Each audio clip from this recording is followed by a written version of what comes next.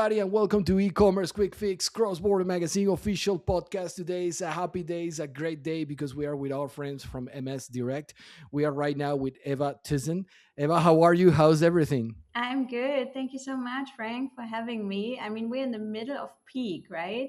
Speaking about returns, which is going to be our topic today, this is the season, right? I mean, we're receiving tons of parcels right now, but we're good. I'm doing fine. Thank you very much. That's the spirit, Eva. That's the spirit. Yes, we know it's a complicated season right now. It's like the post Christmas returns peak return situation, but returns happen all over the year. Also, I mean, it's not only Christmas. But let us begin from the beginning. Let's start with Christmas.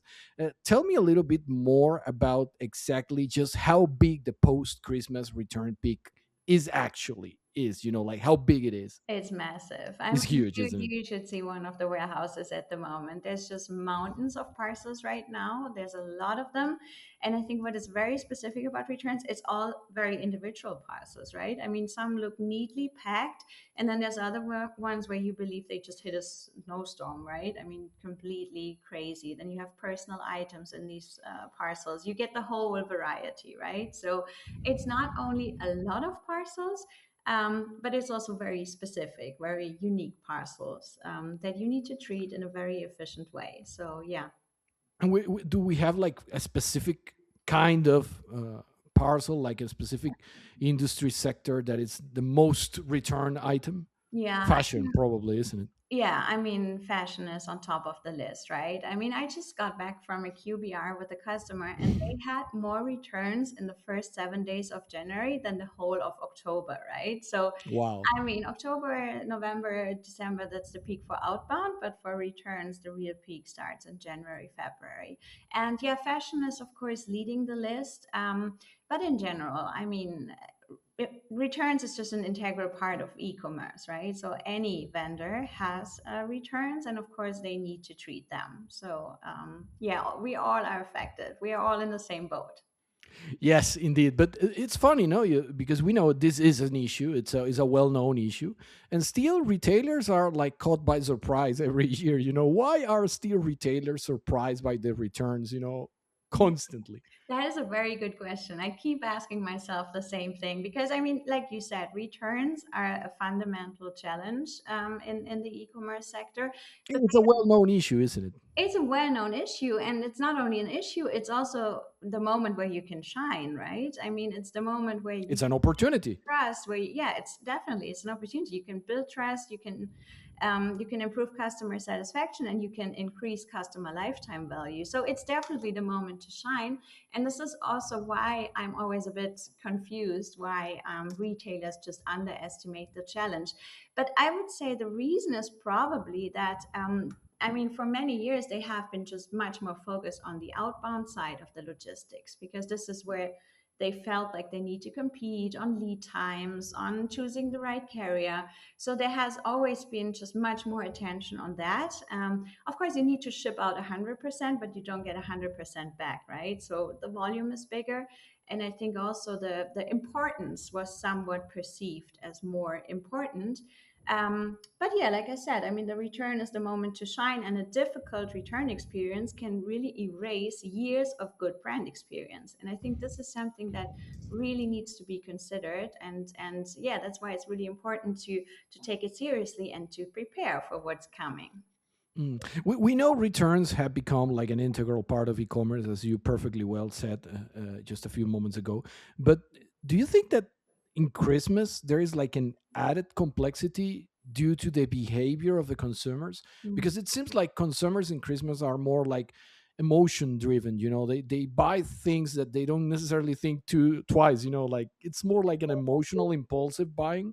I absolutely agree. And we also see from the customers we have, it's not just the absolute volume growing, it's also return rates growing for many during this period. Because, yeah, I mean, I would agree, people probably buy a lot more emotionally. They buy just in case, they overbuy, they buy presents, right? I mean, how are Mm. you going to know if Aunt Emma is going to like It's your gonna like it. card, right? So of course there's going to be more returns during this period of time. I would fully agree, yeah.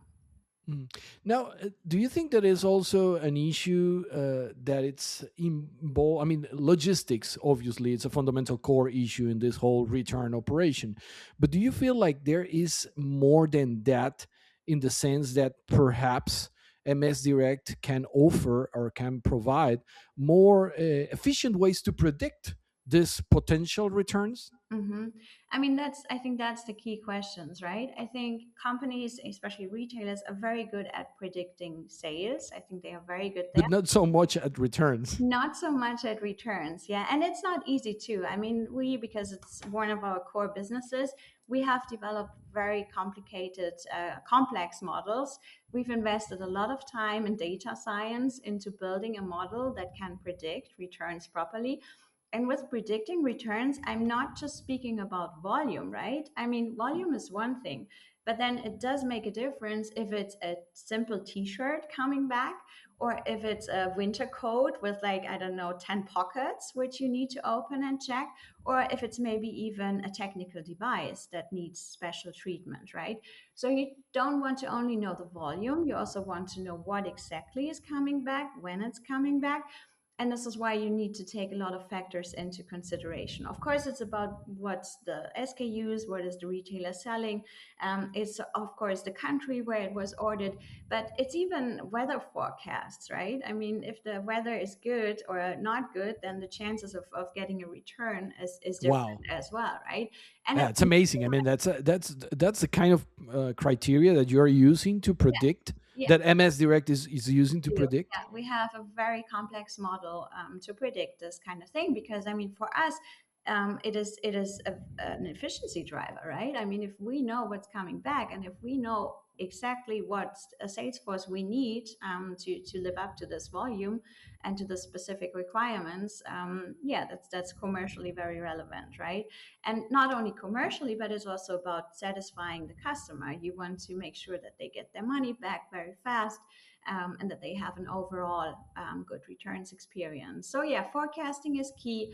And I mean, I would say it's not even rocket science. I mean, they do have data, right? It's just making use of this data, combining the data points that you have, and building proper models from that to be able to forecast what's coming back into your warehouses. Now, Eva, you mentioned something before that was really interesting. You mentioned that the returns are an opportunity and they're also like the moment of truth. You know, it's like it's the Mhm. moment in which the brand can be revalidated in the eyes of a consumer, or it can be damaged forever, the reputation of a brand. I mean, can we delve a little bit more in that? I mean, what is the emotional opportunity cost of the returns? Mm. I mean, when a customer hits the buy button, there is some trust in you, right? I mean, Yeah, otherwise they wouldn't do they it. wouldn't buy, right? But when they return something, this is really when you can prove that you deserve this trust, right? And I think showing that you deserve this trust is all about quick reimbursement times. I think that's key, right? I mean, they want their money back as soon as possible. They don't want to keep track of, are they getting back their money or not. They just want to tick it off, right? They just want to have it done. So yeah, I think that's one of the most important things. But it's also about communication, right? I mean, if you receive something that is a clarification case, for example, I mean, there are exceptions, there are things that look worn, or that, I don't know, got broken, or maybe the wrong article got sent back, or there's a missing part of a set or something, right? I mean, problems, mistakes happen, but then it's key to communicate properly, right? So if you do a partial reimbursement, for example, let the customer know, let them know we have received it and we've checked it, and this part is okay, you're getting it back, the other one is still being clarified, right? So it's really about transparency and letting the customer know exactly where they are and what's going to happen next. I think this is key in this whole operation. It's a glass house approach. I mean, everybody should be able to see what's going on there. You know, which is it's. Yeah. I totally agree with you. That's vital nowadays. You know, denial doesn't work. We need to say that the reality of what's going on. But besides that, that will be from the perspective of a customer. I mean, of MS Direct customers, the Mhm. brands, the retailers. Uh, from your perspective, the operational battlefield, the warehouses in January. How is that thing? Describe this a little bit for all the audience so they realize the massive workload that it's there. Yeah. I mean, like I said, of course, it's massive. You get a lot of volume. You need to make sure that you treat everything in the order it came in, right? I think that is the first challenge, really making sure that what came in first is being processed first. It's a very simple rule. It sounds very simple, but if you have roll cages of boxes, right, it's not even that easy to just make sure you work in the right order. I think what is also very important, I mean, returns is probably one of the least automized logistics processes in e-commerce. I mean, we all know, and I mean, we operate warehouses as well with automated storage systems, with pick robots, with conveyor belts, automated packaging, right? The outbound is fully automated. But then when you look at returns, and of course, you can use some technology. You can have conveyor belts as well. You can have cutting tools to open boxes automatically, things like that. But the core activity, checking an item, cleaning an item, folding an item according to standards that were agreed on, that is purely manual work, right? And Wow. it's the most, and it's the same in most of the warehouses, Yeah, right? because most people, I mean, obviously the listeners and the viewers of the podcast right now would probably had one of those aha moments, like they realize, wow, yes, they have to manually clean and fold everything they get, because it's not only, oh, they got the package and that's it. No, those are goods that belong to someone, in this case to a brand. So Anyone. there's got to be something to be done with those goods. Otherwise it's just Yeah. Yeah. So we need to open all of these boxes. And I think that is where technology comes into play and where it's really, really important to have a smart and efficient system, right? I mean, first of all, you want to make sure that whatever can be processed in first level is processed in first level, right? So, as a rule of thumb, we say 98% of articles need to be processed in level one. If more than that needs level two treatment as an exception, that's too much, right? You're going to get in trouble. And it's not only that costs explode, it's also waiting times explode, right? So, you got to be really efficient. You need to make sure the majority can be processed in level one. And then, of course, you need to make sure that the system guides the workforce through level one in a way that this is done really, really efficient. when you mean level 1 and level 2, you mean the scanning process? Yeah. So basically, what is usually done in a level two, level one, sorry, excuse me, is that you register a parcel, you register an item, you do some qualification, meaning deciding is this in proper condition, can this be sold, Yes, because some of the packages arrive perfectly well, and not the others right? arrive like And they came through a storm. Like maybe you need to send them to some outlet channel, or maybe, I mean, if it's a broken vase or something, you just, I mean, there's nothing you can do to fix it, right? So this needs to be decided on, and this should happen in the first level, and this should be guided by the system. So we have a system that really guides you step by step through the process. In the first step, you scan a parcel, that's all you can do. In the second step, you process an article, you scan an article, that's all you can do. And then it guides you basically through the process. It helps you qualify the article, it helps you sort the article if you have different sorting locations, things like that. And then level two is really for exceptions, like there's a personal item in the box. There's, I mean, I could tell you so many stories from the floor, right? There's, you get shoes and they are from two different pairs, or yeah, you oh god, get personal items. I think the craziest thing we had was a turtle, a living turtle in a oh box, my god, right? I mean, things like that happen. You get items without any hang tags, or I mean, somebody just put some item in a packaging of a completely unrelated item, right? So, I mean, this is what happens on the floor, and this needs to be treated because. And I think this is very important to understand. I mean, one is the cost of processing in a returns hub, but if you make mistakes, that has a domino effect, right? If you have an article and you identify it wrongly, it's not only that the customer gets reimbursed the wrong amount, which can be good or bad, right? Looking at the perspective, but it's also, it affects your inventory, right? I mean, mm. you then have the wrong article in stock, and if you sell it again, you might ship out the wrong article, and then it comes back again, and it's just a very bad cycle that happens that is not good for anyone, not good for anyone's experience, but also, of course, commercially. not good for you, right? So yeah, I would say, I mean, first of all, yeah, make sure to have very, very efficient systems at this moment in time. And I mean, we are experimenting with technology, of course. I mean, I think will do a lot, and in the next couple of years, I don't see how these manual tasks can be completely erased. Let's say, I think if we're talking about the next 3 years, maybe it will be still highly manual, but of course, there's a lot coming. Um, but yeah, I think for now it's gonna be manual, and you just need to make sure that you have smart systems helping you making it as efficient as possible. There is an escalation issue here, because if you waste 10 seconds in one product and then you waste 10 more in the next, and so on and so forth, if you're handling perhaps, I don't know, 20 of them, is not so bad, but if you're handling mountains of products, it's a massive issue, isn't it? So efficiency here is measured like with Yeah. precision. We need to save as much as possible. Absolutely. And I mean, even if you just save 10 seconds per item, that is regained operational capacity you can use for some, yeah, some, I don't know, process step where you need more time for, right? So yeah, certainly this can just explode and get out of hands. I think you already kind of answered the next question, but I'm gonna pose it nonetheless, because I think it's vital, and we need to have our viewers clear on this point. Like absolutely understanding that which one is the most underestimated challenge in returns. The most underestimated challenge, I would say identification. It sounds so simple, right? I mean, somebody orders something and you should know, right? Because you have the order history, you know what they bought.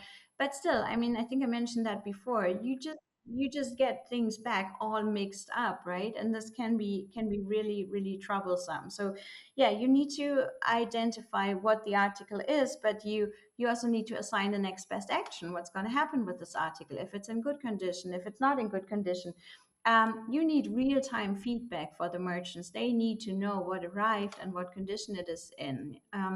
So yeah, there's just a lot circling around this very simple identification, but this makes it challenging as well. Mm. There's like a lot of branches of issues, potential issues deriving from a wrongful identification of an item.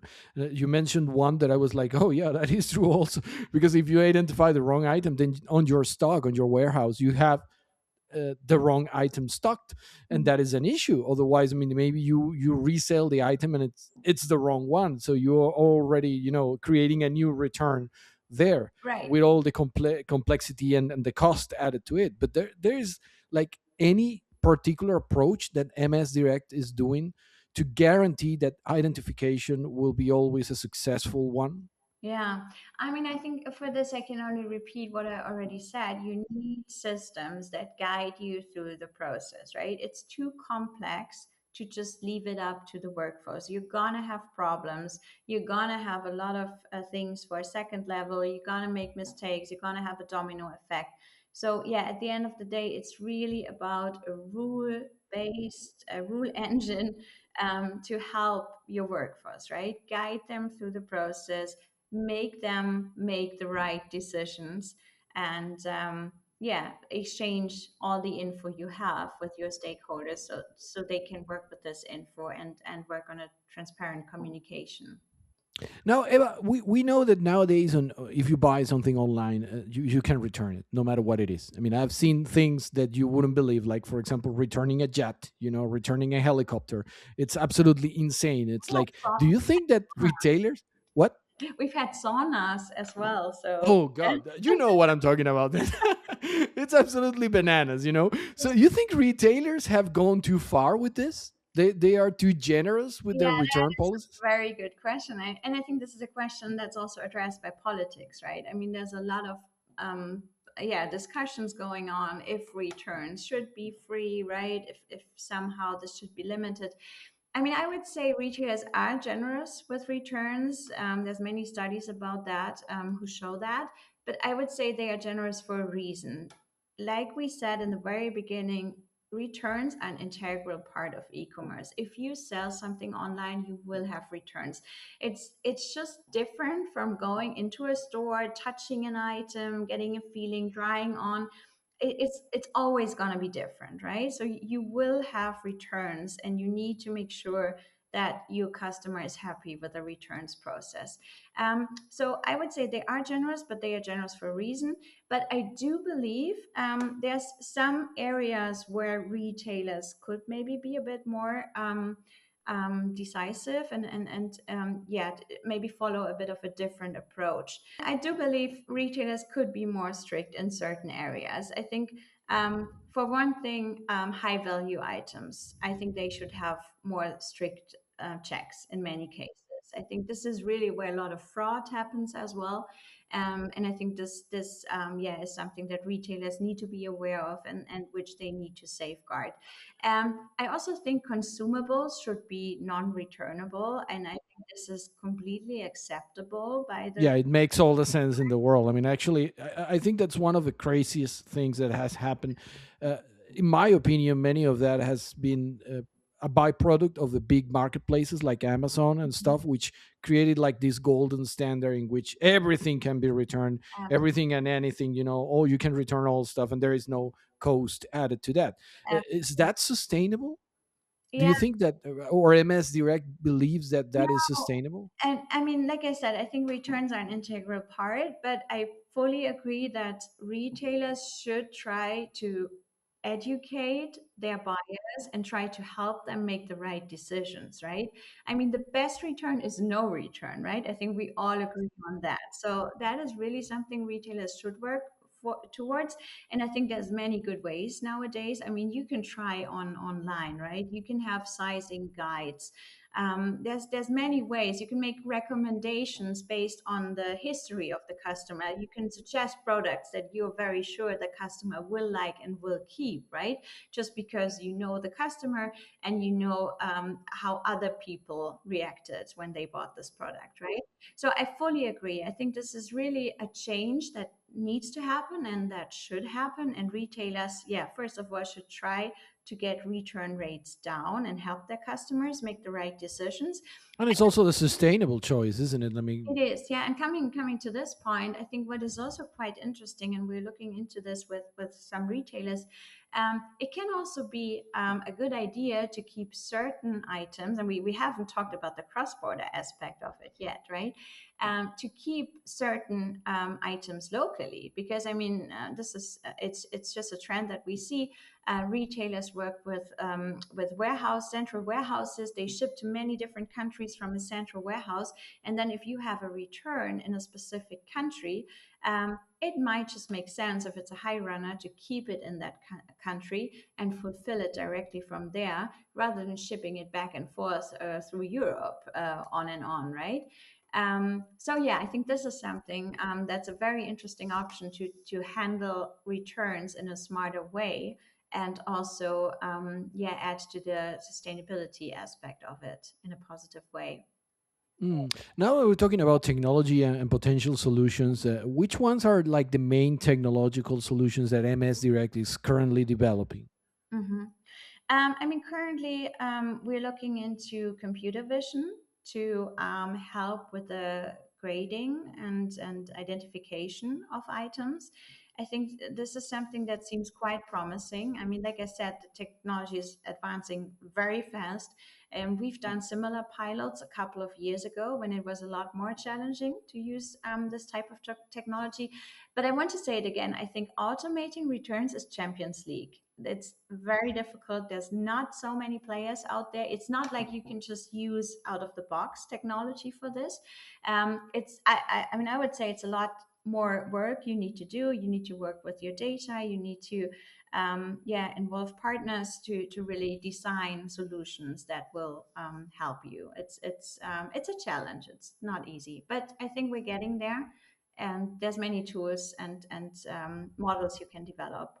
I think in, yeah, let's say 2 to 3 years from now, we'll be at a different level. Scenario. Yeah.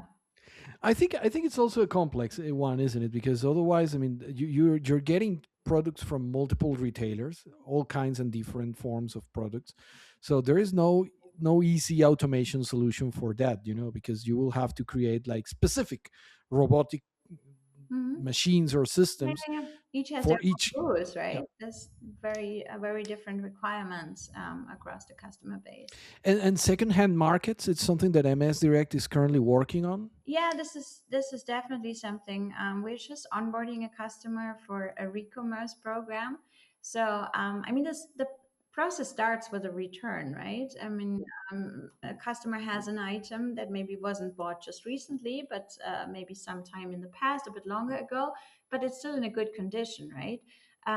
So I think there's an increasing need to be able to also return this to where you bought it, and yeah, basically have the retailer put some effort into it, kind of rework it, clean it, etc., and put it on a second-hand marketplace, so this item can get a second life.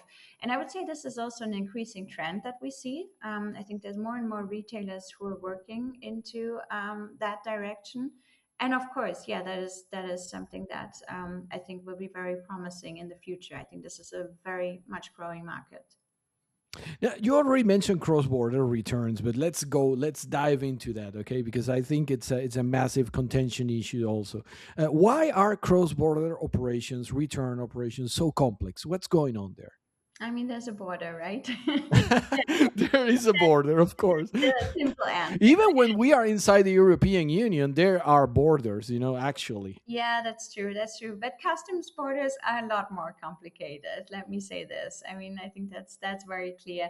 Yeah. So, I mean, if you ship cross border, you compete with the local champions, and we are talking about expectations and what they are used to when they shop locally.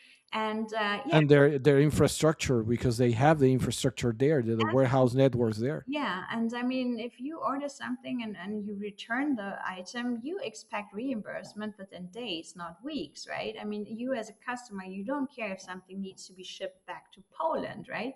You returned it in the UK, and you want a reimbursement in the same time that you would expect if you buy from a UK shop, right? So yeah, I think this is probably the most important thing. They want a local returns address, so nobody wants to take a parcel to the post office, fill out some customs declaration, and send it across the border, right? Nobody wants that. Maybe even pay a huge amount of money for that parcel. You want to return it locally, and you want fast reimbursement. I think that is what it's all about from a customer perspective. And if you are shipping from cross border, this just brings some additional complexity, right? So I think the easiest is to find a local partner. If you don't have presence in the country, I guess that's the easiest. Also, I mean, they are familiar with the market, they know what the requirements are, they have the processes in place. So yeah, I would suggest it's probably best to collaborate with a partner, find someone who has a local warehouse who can process your returns. And yeah, and if it's a customs border, it's very important to keep track of the full history, because if you exported something properly and it comes back as a return item, you can re-import it without any duties, right? And I mean, that's key. Because you already pay the fees in the first Right, time. if you paid them when you imported them into the EU, if they're not produced in the EU, of course. Yeah, so you don't want to pay twice, and it's a significant amount of money, right? The Yeah. duties. Yeah. Do you feel like brands and businesses have the illusion that because they can be global via the e-commerce, and people can buy using their e-commerce from anywhere, they can actually sell to anywhere, and it is not necessarily true, because then you have the returns and you might not be able to handle the operation. I wouldn't even say it's not true. I mean, and that's the great thing, right? Well, if they have someone like MS Direct, maybe they can do it. I would say it is true, and that's a great thing because you can grow easily across borders, but you do need proper processes. Yes. It's It's not a thing that any e-commerce can do by itself. It's better have to have like a specialized partner like MS Direct. I mean, we have customers with hybrid models. Like if you have shops in Switzerland or in the UK, you can also use those as kind of small return hubs. But yeah, I think starting out, it's definitely better to have a partner you can go with that can help you. And I think this is, I hope I emphasize this enough. Um, it's closely attached to the customs process, right? So if you are looking for a partner, you should look for someone who can handle both. They need to be able to handle the returns, but in a way that, yeah, they can be customs compliant, and also make sure you don't have any, yeah, any expenses you don't want to have. So yeah, that would be my take on that. Now, Eva, regarding the future of e-commerce, which one would that be? The It's a complex question. I know I'm asking you something that is more divination than anything, but give it a shot. I think you mentioned a couple of topics already. I think one is definitely predictive returns management. I think this is key. And like I said, I mean, the focus has been on the outbound for so many years, but it is really time now to look at the opportunity of returns. They are there, they are growing. And yeah, I mean, you just need to make sure you know what's coming back. You need to know, yeah, how to treat it in the most efficient way. So I would say, yeah, forecasting, predictive returns, sustainability, certainly. I mean, you mentioned that as well. You want to be sure that your, yeah, footprint is okay. You want to reduce waste reduction, right? You need to have processes, maybe outlet channels, things like that, where you can still sell, the products that are maybe not in perfect condition anymore. And then, I think, but this is then, I mean, we were talking about Champions League, right? This is, I think this is, yeah, probably the most challenging part of it. But using returns as a loyalty tool, right? Really seeing the value and the opportunity of delivering in the return space, and by that having a customer that will buy and buy all over again, right? So customer lifetime value out of returns, I think this is something that retailers need to foster and need to look into more closely. From a business philosophical point of view, is just beautiful because you turn something that is usually a cost into an opportunity, into an actual profit, if you know what you're doing.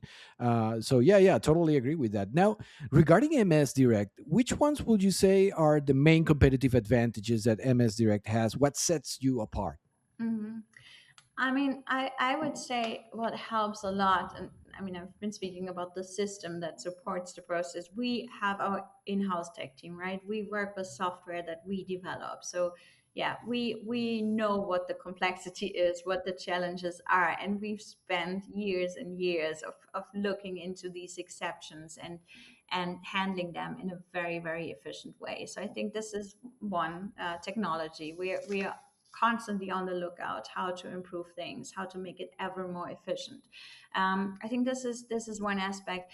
I also would say the cross-border, part of it. I mean, historically, we're a provider of cross-border services as well, so we can help not only with the, returns part, but also with the customs, which I explained is very, very, crucial. And yeah, probably 40 years of experience, right? I mean, we've done it for a long time. So yeah, that's That's a long, long time for e-commerce. it is, yeah. So now, finally, which advice? I mean, based on that experience and the fact that you are there in the middle of a battlefield of a returns war, like fighting the good fight, which ones will be like the main advice that you will give to retailers right now? I mean, the first one is don't wait for returns, prepare for them, right? Have tools in place, so people, I don't know, can download their return label, can announce their return, can exchange a return into another item, right? So just don't wait. Make sure you're prepared, predict what's coming back, have tools and processes in place, to work through it, to get through it. I would also say separate easy from complex returns. I think that is very, important. You need automated fast lanes, let's say, system supported fast lanes, and then you have areas, exceptions, where you need human interaction, where you need, yeah, special treatment, special, yeah, just exception treatment, and you need to find solutions there and make this as efficient as possible. Communicate proactively. I think this is key. I said that before. Just let your customer know what's going on. Have you received the item? Has it been processed? Again, here technology is key. You need APIs to communicate properly. You need automated workflows for that. It's just getting out of control otherwise. And then last but not least, turn returns into sales, right? Try to get the most out of it. Yeah, get give your customers options on what they can do next. Learn from returns, right? Which products work for your customer base, which don't, right? Make recommendations based on what you think people will like, and which is not going to be returned. um, I would say that's probably the three yeah, advices I would give. And finally, Eva, if you have to choose only one competitive advantage for MS Direct, which one would that be? Only one competitive advantage. I would say our knowledge of the processes and how we transform that into a system that is, yeah, capable of really magnifying the workforce.